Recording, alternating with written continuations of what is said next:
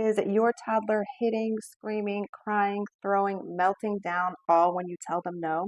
And stick around because in this video, I'm going to tell you exactly what you need to know about that behavior. Hey, I'm Ashley. I am a therapist and have been working as an early interventionist for the past 8 years.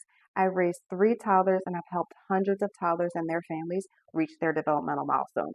So, if you have a child who is screaming or melting down or doing all the things when you tell them to stop doing something, this is what I need you to know, okay? Number one, there is no such thing as toddler bad behavior. It does not exist, okay? In order for your toddler's behavior to be bad, they would have to know a few things. One, that the thing that they're doing is bad. And two, they would have to intend to do harm to someone else, okay? Here's what we know. Your child's brain does not fully develop until it is 25 years old. Some research has said 28, okay? Let me say that again. Your child's brain is not fully developed until they're about 28 years old. And the last part that develops is the part of the brain that controls decision making, impulse control, and complex thinking. Okay, so your 2 year old is not being bad when they're doing something that you tell them not to do. They're literally just learning. Okay, here's the thing, toddlers learn by doing, they are action oriented people. They are action oriented. Okay, in order to learn about the world around them, they need to touch it, to see it, to explore it, to learn about it because they don't know. Okay. So the first thing that I tell my families to do is this: create your environment to where you don't have to say the word no. What do I mean by that? Okay. We don't want our toddlers to touch the outlets. So we put outlet covers on them. We don't want our children to maybe get into a drawer that has knives. So we lock the drawer. Okay. Create the environment to where you don't have to constantly stress yourself out in trying to teach your child not to do something, because it's going to lead me to my next point. Your toddler understands actions more so than words. So here's what I tell my families. I don't speak another language, right? If I went into a different country and they talked to me all day, I'd be like, guys, I don't know what you want me to do. Okay. So I would need them to show me what it is that they're telling me. Okay. So your child needs to be shown what to do as opposed to be told what not to do. Let me give you an example. So if your child is jumping on the couch and jumping on the couch isn't okay for you, then you need to tell them exactly what they should be doing. Oh, I need you to jump on the floor. Okay. Or if your child is hitting a toy on the wall, oh, no, don't hit it on the wall here. Here's your drum. Hit it right here. Okay. So direct your child's energy to where you want it to go. Remember, your child is energy. Okay. Your child is always moving, always thinking, always learning, always doing. So they need a place to put that energy. So if your child is jumping a lot of times, we can't just tell them not to jump.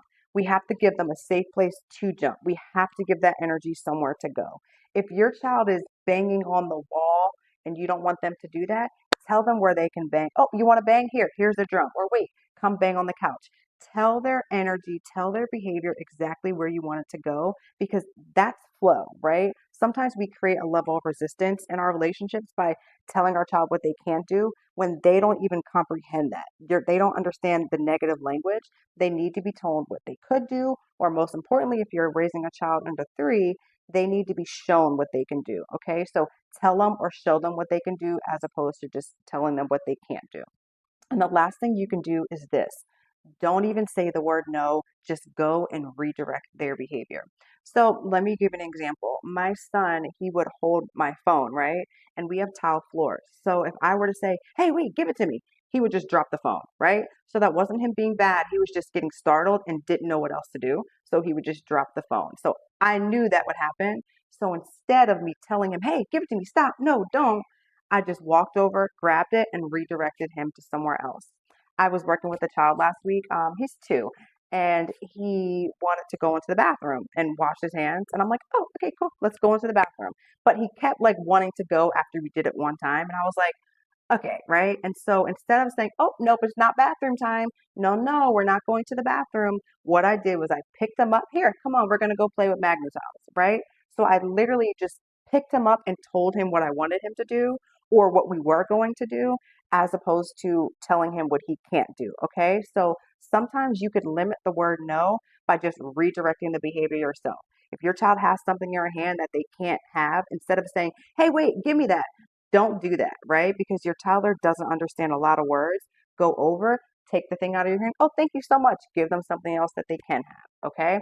So in summary, one, create the environment to where you don't have to tell your child no. Two, show your child what you want them to be doing as opposed to what they can't. And then three, limit the word no. You just go and correct the behavior itself. Okay. So if you found this video helpful, please like and subscribe. I just started this channel, so comment below on what are your struggles and I will create a video surrounding that. Okay, guys, I did a thing.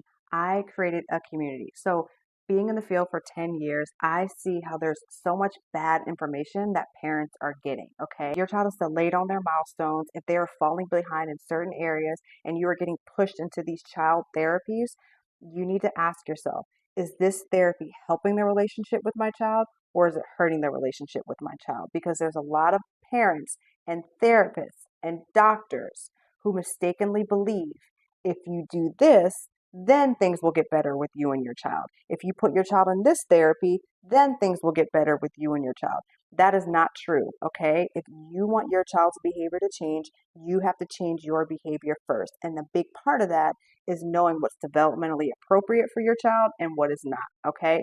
So if you are struggling in the relationship with your child, please click the link in my description because number one thing the number one thing that you should be focused on if your child is under 3 is developing a secure attachment with that child. I don't care if your child is on the spectrum. I don't care if your child is falling behind in their milestones. I don't care if your child is not talking. Okay. Focus on creating a secure attachment with that child, and everything that your child needs to be will flow from that relationship. Okay. So click the link in my description. If you join in the month of April, it's 50% off. And I will see you in the next video. All right. Bye.